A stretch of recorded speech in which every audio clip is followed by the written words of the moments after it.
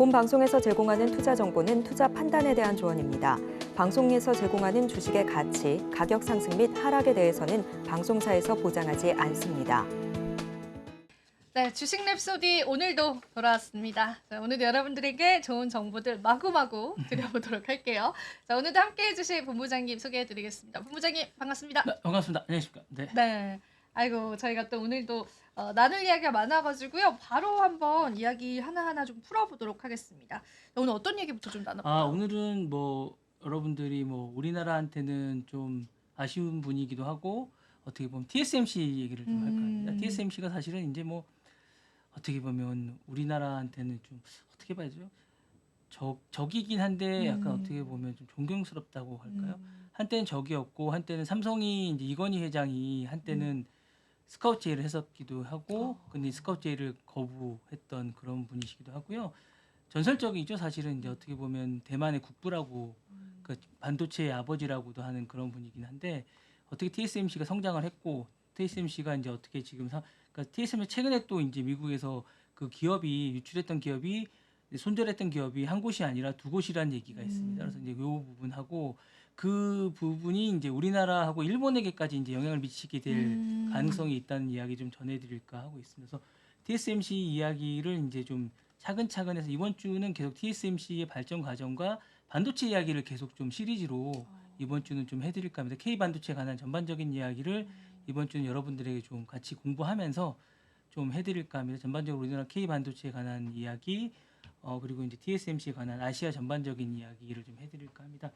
사실은 이제 TSMC를 이야기하자면 모리스 창이라는 분을 빼놓고 이제 회장이시죠. 이분이 이제 2018년도에 은퇴는 하셨는데 어쨌든 지금은 이제 대만 에이펙 회장으로 계신데 이분을 빼놓고는 이야기는 할 수 없습니다. 모리스 창이라고 이분이 이제 하버드 중퇴하시고 이제 MIT를 졸업하시고 스탠퍼드 있으시다가 대만이 갑작스럽게 이제 반도체라는 그걸 먹거리를 하겠다고 해서 나라에서 이제 2005년에 갑자기 이제 나라에서 이제 반도체를 이제 세워야겠다고 해서 대만 정부 차원에서 반도체 회사를 세워야겠다 생각해서 이제 반도체 나라를 키우기 시작합니다. 그래서 이제 모리스 창에게 제안을 하기 시작합니다. 그때 경제장관이 하자라고 제안을 해서 이제 모리스 창에게 제안을 하는데 그때 당시 잘 나가고 있었습니다. 모리스 창이. 근데 이제 이 제안을 받자마자 월급도 작고 이런데 뒤도 안 돌아보고 대만으로 옵니다.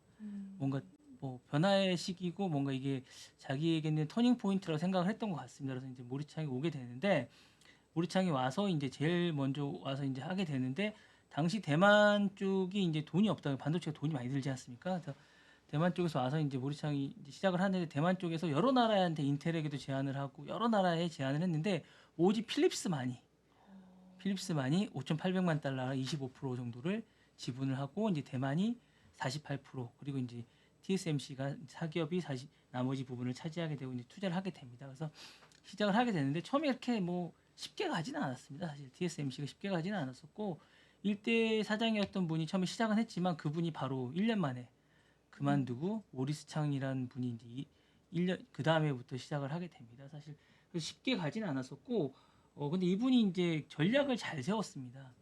왜냐하면 이제 대만이 갈 거는 파운드리 대만이란 자체가 우리는 자체 개발이 안 된다. 맞아요, 파운드리 쪽이요. 예, 우리는 자체가 기본적으로 안 된다. 우리는 기본적으로 하청을 받아서 해야 된다라는 생각을 했었고 밭이 좋기 때문에 기본적으로 파운드리로 가야 되고 그 바탕으로 우리는 계속 가겠다라고 자체적으로 세웠었고 반도체 쪽으로 가야 된다라고 생각했던 것 같습니다. 그리고 이제 이 부분에서 이제 성공을 했던 것 같고요. 기본적으로 그 분야에서 계속 가야 되고 그 다음에 이제 AI 쪽으로 이제 돌려서 가는 그 두 번째 터닝 포인트를 잘 했던 것 같습니다. 그리고 철저하게 제품에 관해서는 철저하고 독한 느낌이 있는 분이십니다. 이분이 비인간적인 부분도 좀 있습니다. 왜냐하면 이 얘기를 들으시면 여러분들이 어떻게 생각하실지 모르겠는데 절대 회사를 출근할 때 회사에 출근을 하면 핸드폰하고 모든 걸 다 뺐습니다.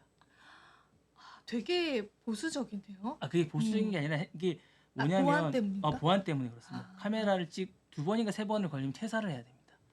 왜냐하면 이 공정이나 이런 것들 누출되는 걸 막고 그 다음에 뭐 화장실 가는 것도 엄격하게 따집니다. 왜냐하면 이게 뭔가 그 공정이나 제품에 뭐가 누가 될까봐 그러는 건데요. 뭐 비인간적일 수도 있겠지만 그 제품의 이런 것 대신에 이제 대우는 확실하게 해줍니다. 그 공정이나 그런 것들 다 체크를 합니다. 그래서 이게 보고가 들어가고 그걸 어기는 분들에게 뭔가 제재를 가하는 이런 부분이 있기 때문에 근데 이런 부분들 때문에 사실은 그 TSMC 제품이 높게 평가를 받았고 그 어렵다는 애플이나 뭐 엔비디아나 이런 것들을 다 통과를 하게 됩니다. 그래서 지금 고객사가 엄청나게 많은 그쵸, 거고 그쵸. 잘 되고 있는 거고요. 그리고 이분이 이제 2005년에 이제 하고 그다음에 갑자기 2009년에 자신이 은퇴를 하고 두 명의 CEO를 다시 세우게 됩니다. 근데 이제 그러다가 은퇴를 하고 나서 갑자기 회사가 막 다시 또 다운이 됩니다.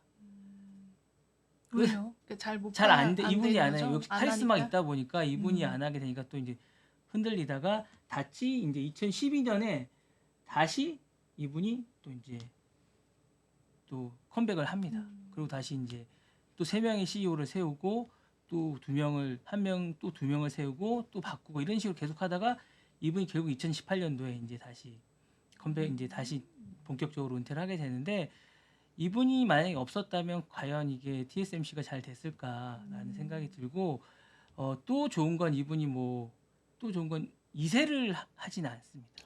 자신이 아들이 세 명이 있고 그렇지만 자기 아들이나 이런 것들을 하지 않고 철저하게 실력에 의한 후계자들을 하고 후계자들도 이제 경쟁 체제 2인이나 3인 정도로 해서 정말 실력이 있는 사람들을 경쟁을 해서 그분들에게 이제 되게 자리를 깨어 있네요. 경영권 승계를 안 한다는 네네 거잖아요. 맞습니다. 그죠? 그러니까 자기가 세웠지만 CEO지만 2인이나 3인 정도를 서로 이제 경쟁을 시켜서 이 경쟁 구도에서 물러나거나 이렇게 해서 하는 철저하게 회사의 이익이 누가 되느냐 이런 걸 따져서 하는 그런 분인 것 같습니다. 그래서 이제 계속 발전해 나가는 것 같고 그래서 이제 TSMC가 계속 발전해 나가는 그런 과정인 것 같습니다. 지금은 은퇴를 하셨는 지금은 이제 TSMC에서 은퇴를 하고 대만 에이펙 쪽에 회장을만 맡고 회장직만 좀 네, 이제 맡는 좀, 예, 정도로. 그래서 그리고 이제 근데 전반적으로 대만의 이제 경제 상황이나 반도체 원체 그쪽에 말을 많이 하시고 전반적으로 이제 영향력이 있다 보니까 그쪽에서 한마디 한마디 이번에 이제 대만하고 중국 아니 대만 중국 미국의 이제 그 반도체가 이제 화웨이 쪽에 뭐가 생겼을 때 네. 그 한마디 한마디 영향이 너무 있다 보니까 그런 부분에서 이제 계속 이야기가 나오고 있고 뭐 죽었다 이런 얘기 한마디 하니까 확 뒤집어지고 이런 거 보니까 되게 강력한 그런 분 같으세요. 그리고 제가 볼 때 이분이 되게 뛰어나세요. 뭔가 영업을 하고 이럴 때 되게 뛰어나시고 한마디 한마디가 뒤지지가 않아요. 영업을 되게 잘하시는 분이세요. 제가 보니까 예전에도 보니까 그 전에도 이제 마케팅이나 이런 거 할 때도 보니까 박리담회나 전략 이런 것들이 되게 뛰어나세요. 마케팅을 잘하시더라고요. 그 전에도 이제 뭐 자기가 부사장일 때 이제 IBM하고 이제 싸운 적이 있어요. 그럴 때도 전략을 잘 세워서 만년 2등 회사를 1등으로 세우시고 이미 재능이 좀 뛰어나시더라고요.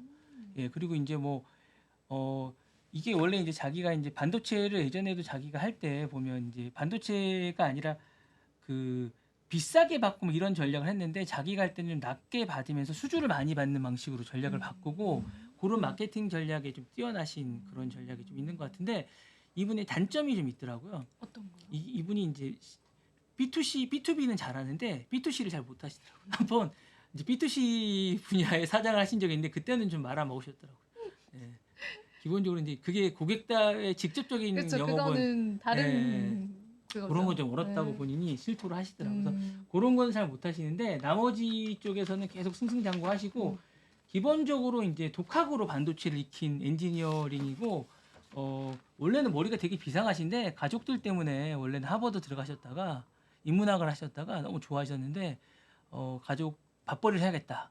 그래서 MIT로 전공을 바꾸셨을 정도로 그리고 어릴 때는 정말 집이 어려워가지고 대만에 있을 때 중국으로 옮겨가셨는데 학교만 9번을 옮겨 다녔다고 하더라고요. 그럼 기술자 출신이신 거네요? 네네네 엔지니어 출신이십니다. 엔지니어 출신이시구나. 그래서 뭐 되게 똑똑하고 되게 이렇게 뭐 얘기하시는 것 같아요. 전반적으로 보시면. 네.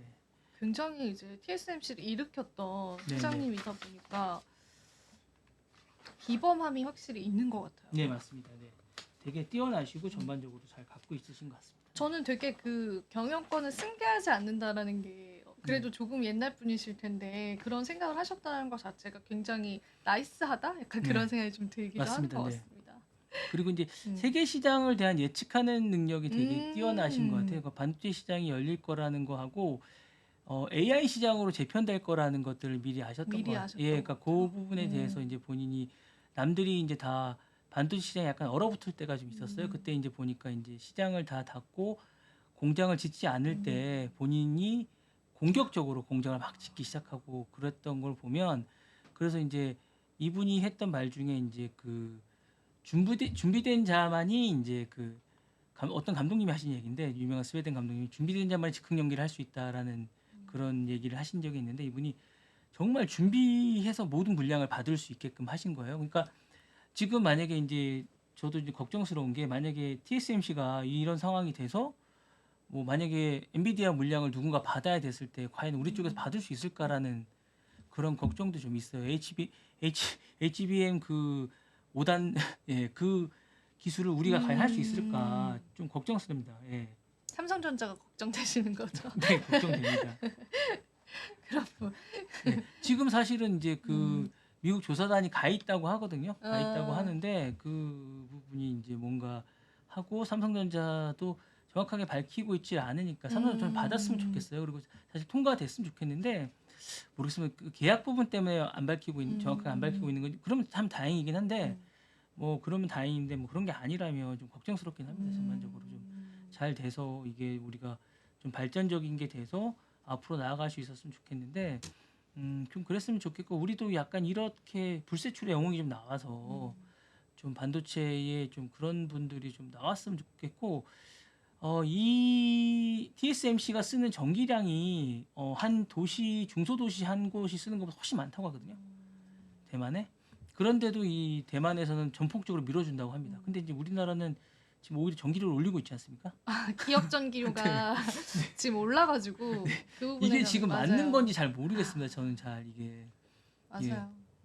이런 상황에서 이제 K 반도체가 과연 이게 성장할 수 있는 밑거름을 국가에서 무엇을 해주고 있는 건지 참 답답합니다. 오늘 저는. 안 그래도 관련해서 그 서울경제신문에서 기사가 나왔더라고요. 아, 나왔습니까? 네, 네. 그 지금 우리나라의 반도체에 관한 그런 제재들이 반도체 산업을 좀 죽이고 있다 이런 골자의 내용이었는데 그 부분 때문에 우리가 지금 좀 정신을 차리고 빨리 해봐야겠다. 이거 기사를 같이 한번 그럼 읽어볼까요? 잠깐 다음 내용 준비하면서 이게 서울경제신문에서 나왔는데 반도체 근데 이거는 이제 근로자 위주이기는 해요. 그래서 반도체 경쟁국 근로자 월 평균 노동 시간이 여기 보시면은 한국이 156시간, 대만이 180시간. 대만이랑 딱 비교를 했고 우리나라 반도체 산업이 경쟁 국가들의 연구개발 물량 공세에 밀려서 생존 위기에 처할 수 있다는 우려가 커지고 네. 있습니다. 저희가 앞단에도 이제 나눴잖아요. 반도체 관련한 뭐 학과 개설이라든지 네, 이런 네, 이제 네, 정부 네, 차원에서 인적인 지원들 네. 뭐 그런 것들이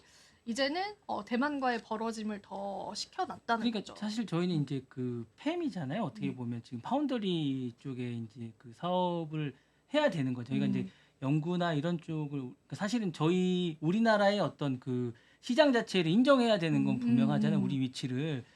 물론 우리가 이제 개발을 하고 앞서 나가고 이제 그 앞단에 그런 기술을 하면 좋겠지만 현재 우리 위치를 정확하게 하자면 저희는 이제 파운더리 쪽이라고 봐야 되지 않습니까? 그쵸, 수익을 그쵸, 예, 그쵸. 정확하게 하자면 그럼 그 시장을 우리가 이제 대만이나 일본 쪽하고 우리가 이제 경쟁을 하고 있다고 친다면 그쪽을 우리가 지금 어쨌든 수익을 많이 낼 수 있는 분야라고 친다면 그쪽을 잘 낼 수 있게끔 정부와 이제 학교와 이제 우리가 기업이 함께 이제 손을 잡고 나가야 되는데 그런 분야에서 우리가 지금 잘하고 있는지에 대한 고민이 좀 있는 것 같습니다.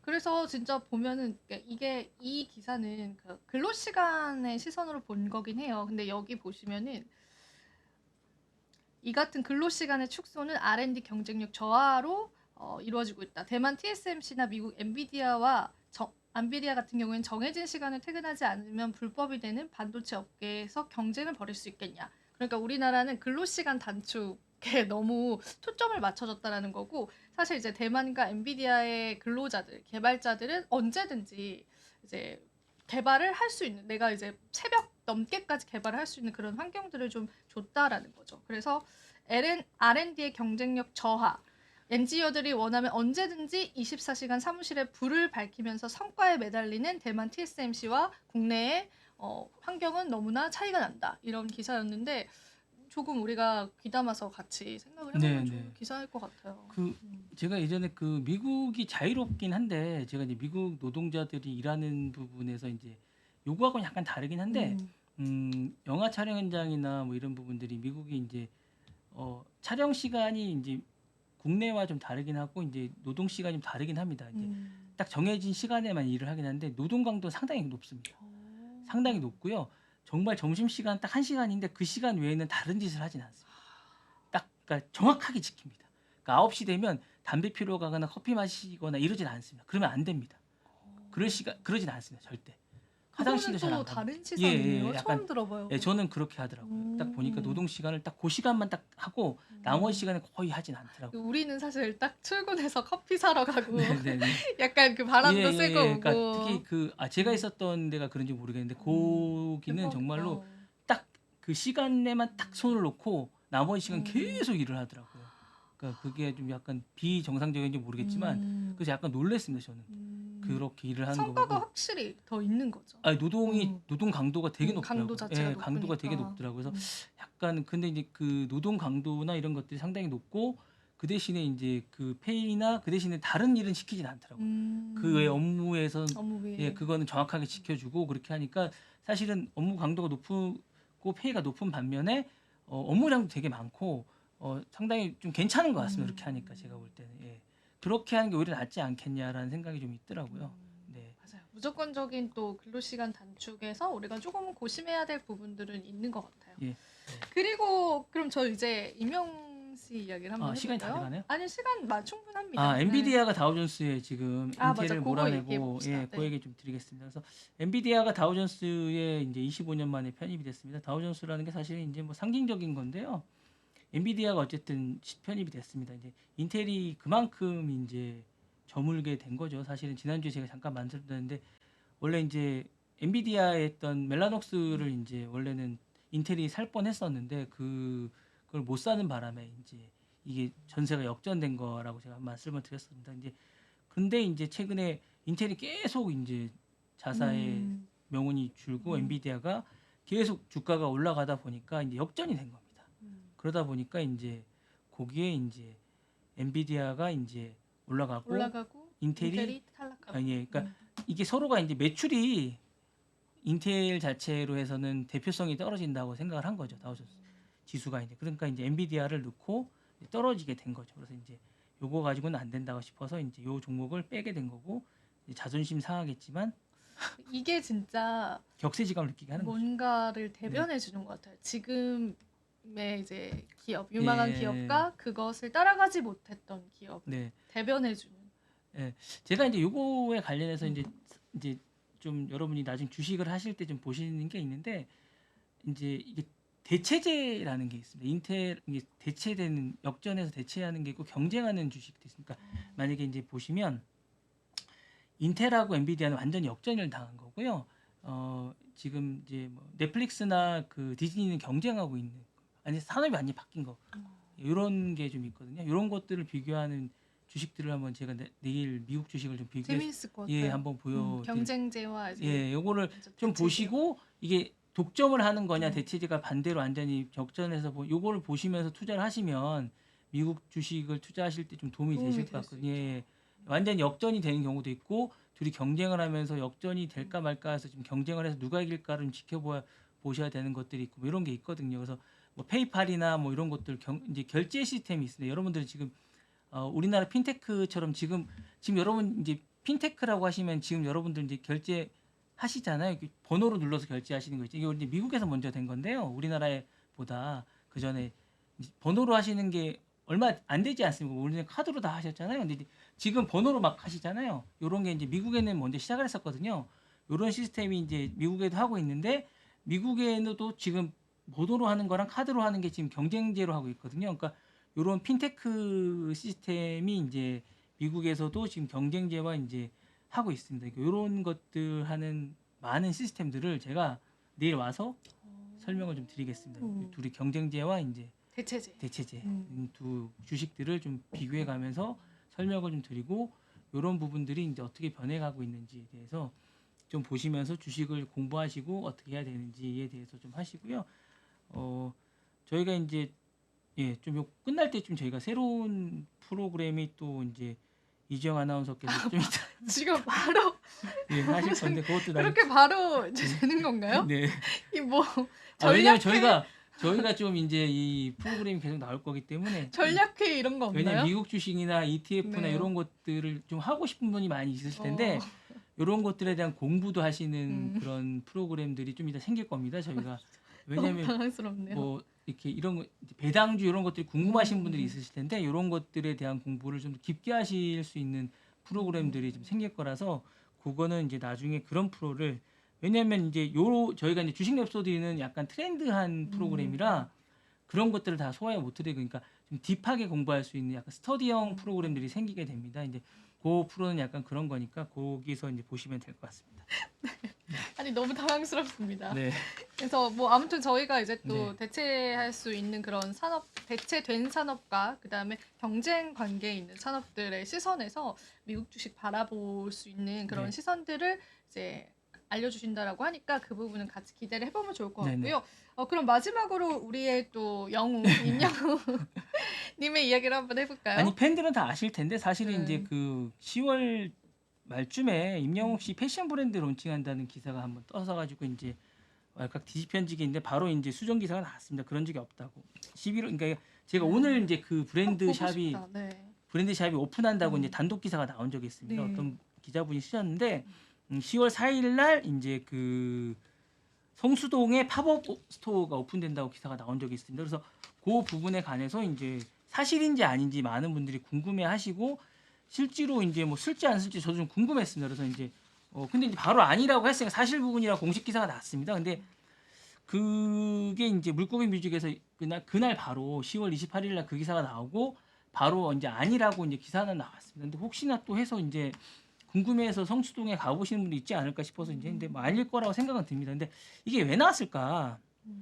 근데 이제 당시에 이제 뭐 하나은행 이제 그 임영웅 씨가 모델이라 이제 행사에 그때 그 자선 축구대 행사 때 유니폼이 이제 있었는데 요거 디자인 작업에 참여했다는 이야기가 좀 있었어요. 그래서 요거 관련해서 임영웅 씨가 뭐 이제 재능이 좀 있다고 얘기가 들어서 그때 이제 기사가 약간 기사를 쓸 때 기자분들이 이제 요거 참여를 했다고 해서 뭐 디자인에 참여했다고 해서 뭐 패션에 재능이 있고 뭐 요렇게 해서 뭐 약간 뭐 패션 브랜드 뭐 약간 이렇게 기사로 이제 뭐 참여했다고 해서 약간 그렇게 나온 적이 있어요. 그렇게 이제 뭐 임영웅 브랜드 뭐 약간 패션 이렇게 해서 나온 적이 있어요. 기사로 약간 기사 이 기자들이 기사로 약간 장난친다고 그러는데 그렇게 나온 적이 좀 있습니다. 뭐 그것까지는 제가 좀 이해가 됩니다. 뭐 그거는 실질적으로 뭐 약간 작업에 약간 어떤 영향력을 줬으니까. 근데 이제 실제 브랜드라고 런칭샵이 나온다는 기사는 좀 다른 거거든요. 기사로 장난을 치는 건 아니니까. 그래서 이제 그거는 좀 다른 문제고 실질적으로 그게 브랜드가 나왔을 때 산업에 미치는 영향은 크니까. 그리고 이제 그걸 속아서 이제 뭘 사거나 이랬을 때 또 문제는 또 달라지는 문제니까. 근데 이제 그래서 이제 바로 정정 기사가 나왔고 이제 근데 이제 그거에 대해서 이제 많은 분들이 이제 아니라고 해명 기사 바로 나와서 다행이긴 한데 그래서 좀 약간 좀 문제가 좀 되긴 했었습니다. 근데 본인이 이제 그때 당시에 이제 축구팀 디자인 작업에 참여해서 재능을 보여줬긴 했는데 그래서 실질적으로 이제 요거 연관해서 본인이 디자인을 해서 런칭을 한다 그러면 사실은 이제 실질적으로 하나보다 할 수도 있잖아요. 그렇죠. 그러니까 이제 그런 부분에서 좀 궁금해할 수도 있어서 하나? 이거 생각할 수도 있을 것 같아요. 그런데 아니라고 하니까 사실 무근이다. 네네. 그러니까 이제 오늘이라 그게 런칭한다고 그 기사가 나온 날이라 다시 한번 더 확인해 드리는 겁니다. 예. 네, 유의하셨으면 좋겠습니다. 네, 오늘 이제 네. 코인 얘기 좀 아 해주세요. 오늘 할까요? 예, 네. 예. 오늘 해주셔야 또 될것 시간 많이 남겨주셨네요. 저 항상 저의 코인 브리핑 사실 별게 없어서요. 그냥 기사들 몇 가지만 코멘트. 2억 원 간다는 얘기도 있던데. 2억 원 간다는 사실입니까? 아직은 좀 좀 지켜봐야 떨어졌던데요? 네. 이게 이제 트럼프 이제 지지율이 조금 떨어지고 카말라 해리스의 지지율이 살짝 이제 높아지면서 그렇게 된 건데 가격 시세부터 같이 보시죠. 오후 4시 기점으로 제가 캡처를 해왔던 거입니다. 11월 4일 오후 4시 기점입니다, 여러분. 지금 69,000달러, 이제 7만 달러에서 좀 떨어졌고요. 일주일간의 상승률은 1.79%, 그리고 24시간 기준으로는 0.62%인데요. 해리스가 이제 조금 지지율이 살짝 높아졌다라는 기사가 나왔어요. 근데 저는 이제 트럼프와 해리스 중에 누가 될 것이냐가 지금 굉장히 뜨겁잖아요. 이 부분에 관한 조사 발표들이 계속 나오고 있는데 이게 사실 조사 기관마다 약간 다르기도 하고 그게 이제 오차범위 내에 다 있는 거다 보니까 아직까지는 조금 장담을 할 수는 없는 것 같아요. 그래서 요거는 이제 대선 끝나봐야 알 것 같고 비트코인의 방향성도 아무래도 트럼프 영향을 많이 받기 때문에 저희가 같이 조금 체크를 해봐야 될 것 같아요. 근데 뭐 사실 이게 우리가 선거를 딱 끝났다라고 해도 개표하는 동안 미국은 정말 많은 시간이 걸리거든요. 그래서 개표 기간이 지금 어떤 전문가는 뭐 보름까지도 내다보시는 분이 있어요. 그래서 실질적으로 확정이 되기까지는 조금 계속 그런 불확실성이 계속 있지 않을까. 그 부분 염두를 해두시면 좋을 것 같고 생각보다 이더리움이 굉장히 부진합니다. 2,400달러에서 거래되는 모습까지도 확인이 되고요. 이제 도지파파라고 하죠. 그 일론 머스크가 좋아하는 도지코인은 일주일 동안 6%나 올라줬어요. 그런데 일단 트럼프에 관한 지지율이 다소 이제 떨어졌다라는 그런 이야기를 때문에 도지도 최근에는 이제 그렇게 시세를 못 내고 있습니다. 이거는 제가 굉장히 매일매일 확인을 하는 차트예요. 전체 글로벌 시가총액 자산 순이거든요.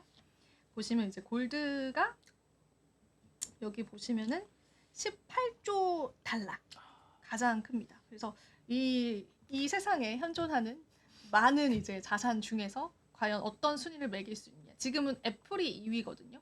엔비디아 조금 박빙이었는데 애플이 3조 3천억 달러로 지금 2위를 차지하고 있고 그 다음에 엔비디아예요. 금은 어떻게 따지는 겁니까? 저걸 누가 갖고 있는 겁니까? 저도 모르겠어요. 저거를 지금 잔존량을 따지는 겁니까? 그러니까 저도 모르겠어요. 그래서 항상 그게 좀 궁금한데요, 저건. 네, 저 한번 알아볼게요. 저도 네. 그 생각을 해본 적이 없습니다. 근데 요번에 갑자기 그렇네. 그건 누가 따지는 건지. 그리고 이제 보면은 우리가 잘 아는 알파벳, 구글, 네네. 그거는 실버 그건 알겠는데. 순이고 예. 그다음에 이제 제가 이제 암호화폐 시장 볼 땐 요거 비트코인 순위를 보거든요. 비트코인이 10위예요. 그러니까 우리가 항상 이야기하는 TSMC보다 지금 시가총액이 8위는 뭡니까? 8위는 이제 사우디 아람코라고 이제 아람코. 사우디에 있는 예. 그 알겠습니다. 기업이어서 이게 쭉 다 유명한 기업인데 비트코인이 메타보다 위였던 적도 있었거든요. 근데 최근에 또 메타도 조금 시세가 나오고 비트코인도 약간 조정받으면서 이 9위랑 10위는 자주 조정을 받습니다. 그리고 참고로 이제 실버는 올해 되게 많이 올랐어요. 올해는 원래 10위권 정도였거든요. 근데 왜 올랐습니까? 그냥 이제 금 오르면서 같이 달러 그런 것 오르는 같진 느낌. 않아요. 아 그래요? 그럼 뭔가 뭐 다른 이유가 있을 거예요. 다른 내일까지 좀 알아봐 주세요. 알겠습니다. 네.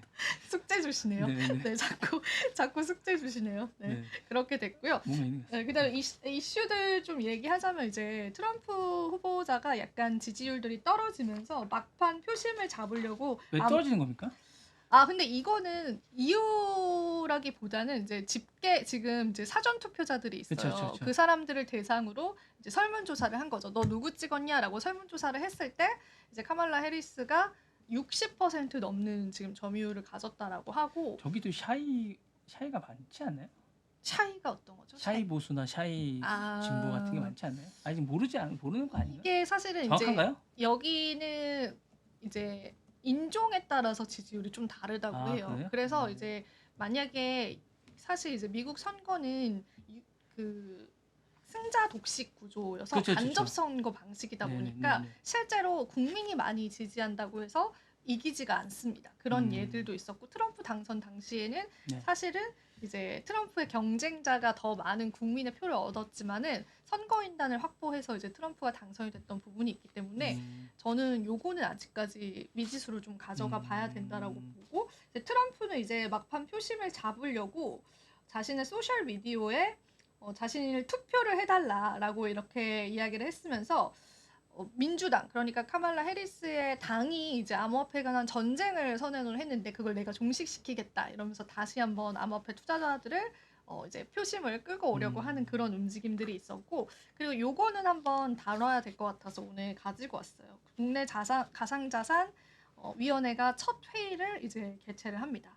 이제 뭐 가상자산법에 관해서 국내에서 굉장히 말이 많잖아요. 근데 금융위원회에서 일단 우리가 국내 가상자산 사업자가 상반기에만 5,900억 원의 수익을 냈다라고 해요. 평균적으로 이제 통계를 내보니까 코인 가격이 상승하면서 그래서 이제 국가적인 차원에서도 그러니까 여러 가지 법이 제시가 되긴 했는데 이렇게 이제 가상자산위원회 이제 첫 회의를 금융위원회에서 한 거는 이제 처음이기 때문에 저희가 조금 집중을 해봐야 될 것 같고요. 김병환 금융위원장 같은 경우에는 기자 간담회에서 조금 늦어졌지만 위원들은 사실 다 내정이 됐고 이분들 일정을 조율하다 보니까 11월 6일에 회의가 개최될 예정이다라고 이야기를 했고 예전부터 이런 가상자산위원회를 출범하겠다라고 계속 얘기를 했었어요. 근데 이제 그 위원을 꾸리는데 조금 시간이 걸렸고 그분들의 일정을 다 확인을 하다 보니까 조금 늦게 첫 회의를 개최를 하게 됐다.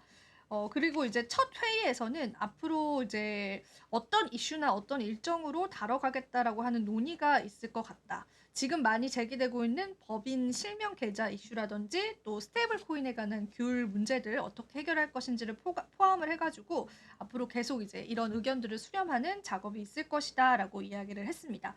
그리고 또 이런 부분들은 이제 코인 시장, 국내 투자자들한테는 그래도 암호화폐 시장이 좀 정화되어 가는 이제 첫 발들이 하나하나 뛰어가고 있다라고 해서 좀 긍정적으로 이제 나타나주고 있고요. 그리고 제가 또 마지막 기사는 사토시 나카모토다 본인이 이렇게 비트코인의 창시자다라고 했던 사람이 나타나는 해프닝이 있었어요. 그래요? 제가 자료를 준비하진 못해서 그냥 이야기로 풀어드릴 건데 일단 영국 런던에서 열린 이벤트에서 화려한 터반과 위장 무늬 바지 그리고 검은색 정장에 긴 회색 수염을 기른 스티븐 몰라라는 남성이 등장을 했습니다. 요거는 제가 사진만 구해왔는데요. 한번 같이 이분이시거든요. 이분이신데 자, 이분이 요렇게 등장을 해서 이제 자기가 딴하셔야 될 것 같은데. 자기가 사토시 나카모토다 본인이 이렇게 해서 이제 주장을 많대요? 했고 그래서 이제 사람들이 이제 명확한 증거를 달라라고 통장도 했는데 보여달라고 하시는데. 네, 그 부분에 관해서 일단 명확한 증거를 제시를 하지 못했다라고 하면서 해프닝으로 일단락됐던 그런 120도 일이 있으셔야 되는데. 암호화폐 시장에 있었습니다. 그래서 요 이야기를 해주면서 제가 다음 시간에는 사토시 나카모토 과연 누구일까, 비트코인의 창시자 좋습니다. 누구일까, 네. 요 내용을 궁금해하실 것 같아서 네. 오늘 약간 프리뷰로 이분을 이제 사칭범의 이제 얼굴을 가지고 왔고 이제 사토시 나카모토에 관해서는 제가 다음 시간에 여러분들과 한번 이야기 풀어보는 그런 시간 가져보도록 하겠습니다. 그 은은 제가 보니까 네. 전기차 같은데 좀 많이 쓴다고 합니다. 그런 이슈가 그래서 이제 수요 때문에? 태양광하고 이런 데 많이 쓴다 그러고요. 근데 은테크는 별로 안 좋다고 하네요. 살 때랑 비해서 팔 때 우리나라 같은 경우 차이가 좀 많이 나네요. 금에 비해서. 그래요? 예, 바 이런 걸 팔긴 하는데 동전이나 바를 팔기는 하는데 은바. 있어요. 그래요? 있긴 있는데 금바에 비해서 차이가 많이 납니다. 음. 그래서 손으로 하지 않는다고 합니다. 예, 그러니까 이제 맞아요. 금바에 비해서 은바가 있는데 실버바. 실버바가 네. 있는데 생각보다 이제 차이가 많이 나서 생각보다 많이 선호를 하지 않으신다고 하는 게 좀 있다고 하십니다. 저 같아도 이제 골드바를 살 것 네, 같아요. 골드바를 그래서 많이 사시고요. 은테크를 그래서 많이 안 수요가 많아서 뛰는 건 사실 태양광이나 그런 것들 예, 태양광이나 때문이구나. 이제 전기차 이런 데 수요가 많아서 이제 뛰는 건 맞는데 은값이 은의 시총이 되게 빨리 많이 오르더라고요. 그래서 좀 의아했었는데 네, 근데 수요 때문이었군요. 예, 그리고 이제 기본적으로 은이 양이 좀 많은 것 같아요. 금에 비해서. 그쵸. 전반적으로 그건 맞죠. 시총이 많은 건 양이 많아서 아, 예, 기본적으로. 그런 또 이유가 있었군요. 네네. 네. 금은 또 어떻게 집계를 하는지 네, 한번 아마 알아보도록 할게요. 숙제를 내드리겠습니다. 네, 숙제를 한번 풀어보도록 하겠습니다. 네, 주식 랩소디 오늘도 이제 마칠 시간이 됐습니다. 오늘도 또 함께 해주셔서 감사드리고요. 저희는 내일 또 인사드리도록 하겠습니다. 여러분 안녕. 네, 안녕히 계십시오.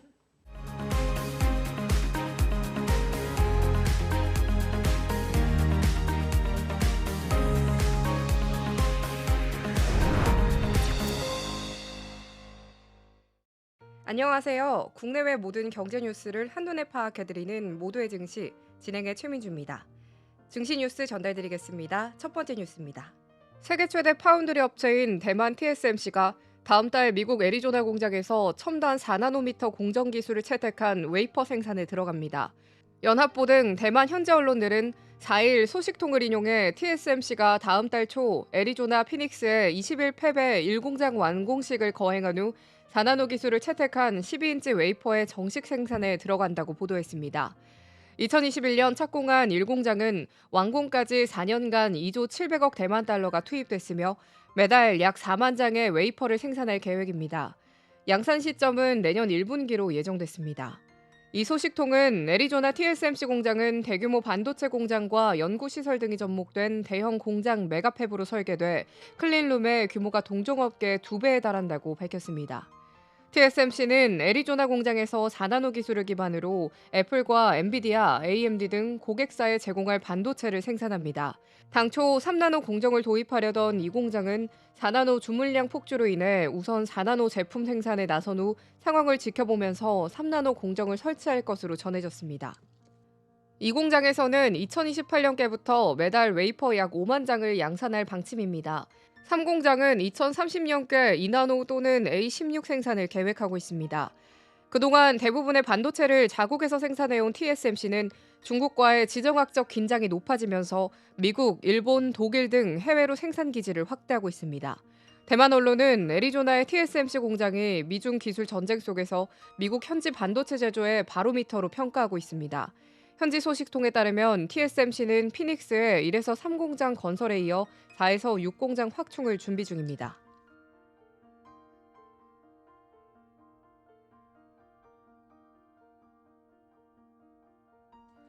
다음 뉴스입니다. 선거운동 막판까지 초접전이 펼쳐진 미국 대선이 현지 시간 5일 치러지는 가운데 선거 이후 극도로 혼란스러운 전국이 우려됩니다. 민주당 대선 후보인 카멀라 해리스 부통령이 막판 상승세를 타는 상황에서 공화당 후보인 도널드 트럼프 전 대통령이 패배 시 선거 불복을 시사하고 있어서입니다. 일각에서는 2021년 2.16 의사당 폭동과 같은 폭력 사태도 배제하기 어렵다는 관측이 나오고 있습니다.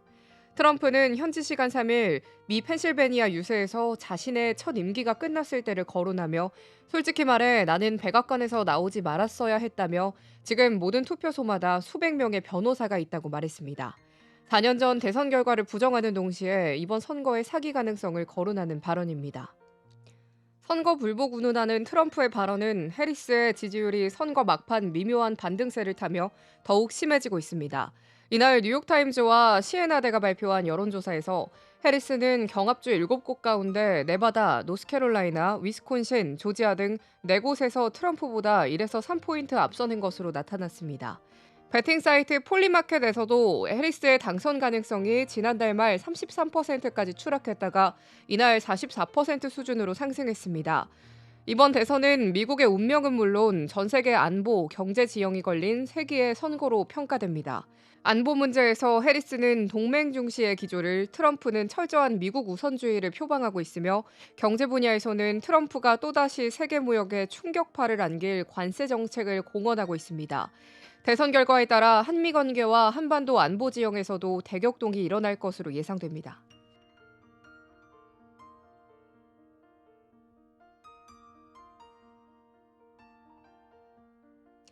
다음 뉴스입니다. 최태원 SK그룹 회장이 4일 미국 엔비디아로부터 6세대 고대역폭 메모리 제품 공급을 6개월 앞당겨달라는 요청을 받았다고 밝혔습니다. SK하이닉스는 현재 엔비디아에 사실상 HBM 제품을 독점 공급하고 있는데 차세대 맞춤형 제품까지 조기 공급한다고 공식화한 것입니다. 더욱이 최 회장이 엔비디아 그래픽 처리 장치와 SK하이닉스의 HBM을 패키징하는 대만 TSMC와의 협업 관계도 언급한 것을 고려하면 궁극적으로는 AI 삼각공조를 강화하겠다는 의지를 내비친 것으로 해석됩니다. 최 회장은 이날 서울 강남구 코엑스에서 열린 SK AI 서밋 2024에서 최근 잭슨황 최고 경영자와 만났던 일화를 소개하며 황 CEO는 뼛속까지 엔지니어인데 마치 한국인 같다면서 스피드를 강조하면서 만날 때마다 제품 공급을 빨리 달라는 요구를 해온다고 말했습니다. 최 회장은 엔비디아와 HBM4 공급 계획 일정이 끝나 있었는데 황 CEO가 일정을 6개월 앞당겨달라고 요청하면서 엔비디아의 그래픽 처리 장치가 나올 때마다 필요로 하는 HBM을 적시에 개발하고 양산 수요를 맞추는 게 쉬운 일은 아니지만 이를 해결하기 위해 협력하고 노력 중이라고 덧붙였습니다. SK하이닉스는 엔비디아의 3월 HBM 5세대인 HBM3 8단을 업계 최초로 납품하기 시작한 데에 이어 지난달 HBM3 12단 제품을 세계 최초로 양산해 4분기 출하합니다. 또 16단 HBM3도 개발, 내년 초에 고객에게 샘플을 제공할 예정입니다. 최 회장은 파운드리 업계 1위 업체인 대만 TSMC와의 파트너십도 강조했습니다. 최 회장은 아무리 좋은 칩을 디자인해도 실제로 만들어낼 수 없다면 의미가 없다며 SK, 엔비디아, TSMC와 긴밀히 협력해 AI 발전에 필요한 컴퓨팅 파워를 공급하기 위해 끊임없이 서로 협력하고 복도두며 칩을 만들고 있다고 강조했습니다. 최 회장이 엔비디아, TSMC와의 삼각동맹을 강조한 것은 승자 독식 구조가 강해지고 있는 AI 반도체 시장에서 주도권을 유지하겠다는 의지로 풀이됩니다. 이미 SK 하이닉스와 TSMC는 엔비디아향 물량을 등에 업고 HBM과 파운드리 시장에서 절반을 훌쩍 넘는 시장 점유율을 기록하고 있습니다. 엔비디아의 차세대 AI 가속기인 블랙웰도 4분기 출시를 앞두고 있습니다.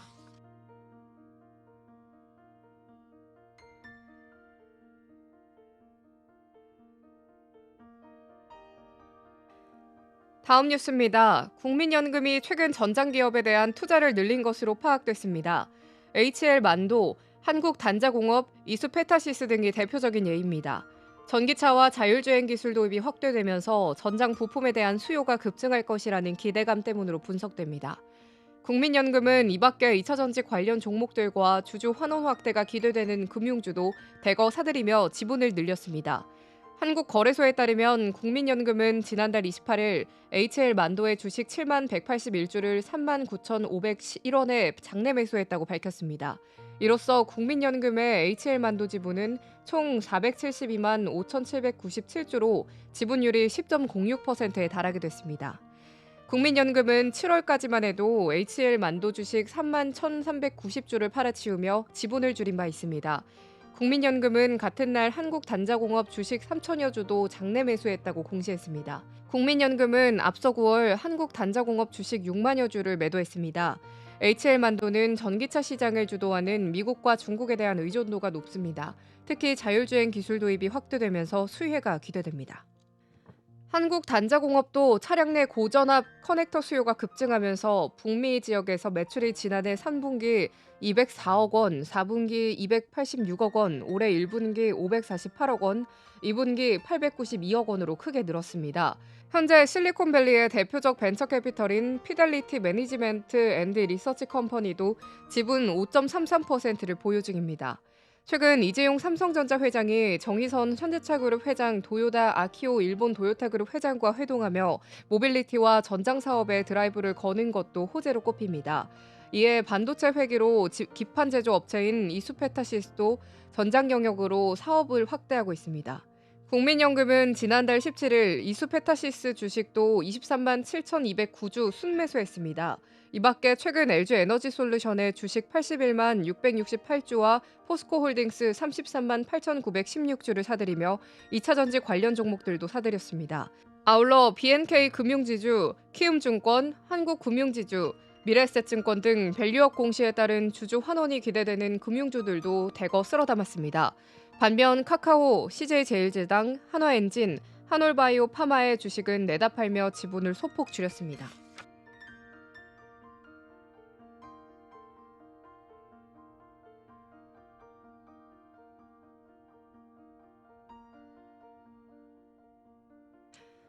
다음 뉴스입니다. 김병주 MBK 파트너스 회장이 4일 고려아연 경영권 인수에 뛰어든 목적에 대해 지배구조와 주주 가치가 가장 큰 이유라고 밝혔습니다. 이날 서울 북과자동 김병주 도서관 착공 행사에 참석한 김 회장은 언론과 만나 이같이 말했다고 MBK 파트너스가 전했습니다. 김병주 도서관은 총 건설 비용 675억 원 중 김 회장이 약 300억 원을 기부하면서 그의 이름을 따서 지어집니다. 어린 시절 미국으로 이민 간 김 회장은 도서관에서 책을 보며 언어와 문화를 익힌 경험을 토대로 도서관 건립 기부를 결심했다고 밝혔습니다.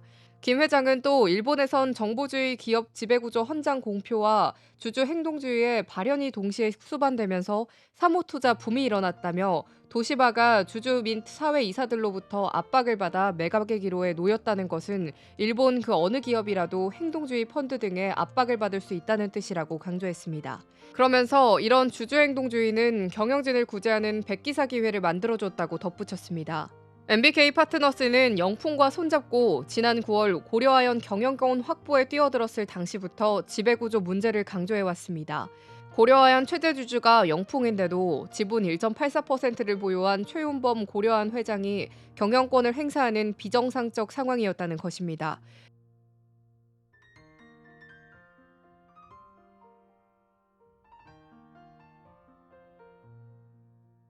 다음 뉴스입니다. 중국에 대해 강경한 입장을 보이는 도널드 트럼프 전 대통령이 당선되면 외려 중국이 득을 볼 수 있다는 분석이 나왔습니다. 중국과 긴밀한 관계를 이어온 일론 머스크 테슬라 최고 경영자가 트럼프의 핵심 지지자로 나서면서 미중 대화 창구 역할을 맡을 수 있다는 이유에서입니다. 현지 시간 3일 블룸버그 통신은 트럼프와 머스크의 긴밀한 관계가 시진핑 중국 국가주석에게 좋은 징조라고 보도했습니다. 테슬라가 중국과 사업상 긴밀한 관계를 이어오면서 머스크가 민감한 주제에서 시 주석을 비롯한 중국 지도부와 일치된 견해를 보여왔기 때문입니다. 실제 테슬라 전기차 절반가량은 중국 상하이 공장에서 만들어집니다. 테슬라는 중국 내에서 현지 기업과 합작 없이 운영 중인 첫 글로벌 자동차 기업이기도 합니다. 머스크는 올 4월 중국을 찾아 리창 총리를 비롯한 고위 관리직들을 접견하기도 했습니다. 블룸버그는 머스크는 중국에서 광범한 사업적 이해관계를 지녔고 모친인 메이 머스크까지 중국에서 스타와 같은 지위를 누리는 중이라고 짚었습니다. 머스크는 정치적 문제에서도 중국 지도부에 동조하는 입장입니다. 블룸버그는 머스크는 대만이 베이징의 통제에 있어야 한다는 말을 남긴 적이 있고 중국산 전기차에 대한 미국의 관세 부과에도 반대한다며 중국의 아첨하고 특별한 대우를 받는 극도로 친중적 인물이라고 지적했습니다. 반중 인사들이 다수 포진해 있는 트럼프 캠프 내에서 머스크만이 친중 행보를 보이는 셈입니다. 비록 소수파지만 머스크의 트럼프 캠프 내 입지는 막강합니다. 머스크는 거액의 선거 자금을 기부했고 자신이 소유한 소셜미디어 X에서 적극적인 선거운동에 나서고 있습니다. 특히 머스크의 X의 팔로워가 2억 명에 달하고 있습니다. 2위인 버락 오바마 전 미 대통령의 1억 3천만 명을 넘어서는 압도적 1위입니다. 뉴욕타임즈는 머스크가 지난달에만 3,000회 이상 게시물을 올렸고 대다수가 정치 관련으로 좋아요와 재게시도 지난해보다 2배 이상 늘었다며 머스크가 선거 공정성에 의심을 던지고 있어 그가 가져올 파장이 엄청날 수 있다고 경고했습니다.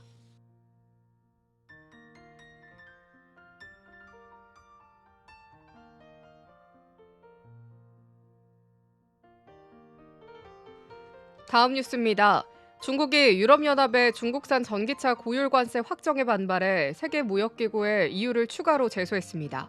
중국 상무부 대변인은 4일 홈페이지에 발표한 입장문에서 중국은 우리 전기차에 대한 EU의 반보조금 최종 조치를 WTO 분쟁 해결 메커니즘에 제소했다고 밝혔습니다. 앞서 중국은 EU의 전기차 반보조금 예비 조치에 대해 WTO에 제소한 바 있습니다. 이번 제소는 지난달 29일 EU가 최종 확정한 상계 관세 부과 결정에 대해서도 별도로 문제 삼겠다는 의미입니다.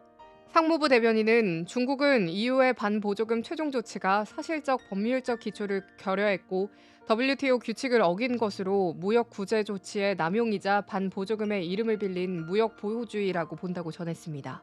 이어 EU가 자기 잘못을 직시하고 위법한 형태를 즉시 시정, 글로벌 전기차 산업망 공급망의 안정과 중국 EU 경제무역 협력의 대국을 함께 수호하기를 촉구한다고 덧붙였습니다. EU 행정부 격인집행위원회는 지난달 29일 중국 전기차 수입품에 대해 5년간 확정적 상계 관세를 부과하기로 결론 내렸다고 밝혔습니다. 이에 따라 중국산 전기차는 기존 일반 관세율 10%에 추가로 7.8에서 35.3%포인트의 관세가 더해져 최대 45.3%의 관세가 부과될 전망입니다.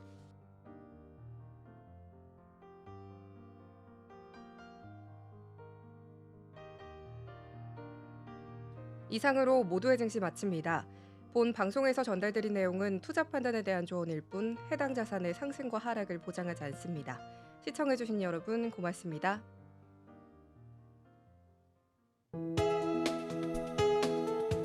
본 방송에서 제공하는 투자 정보는 투자 판단에 대한 조언입니다. 방송에서 제공하는 주식의 가치, 가격 상승 및 하락에 대해서는 방송사에서 보장하지 않습니다.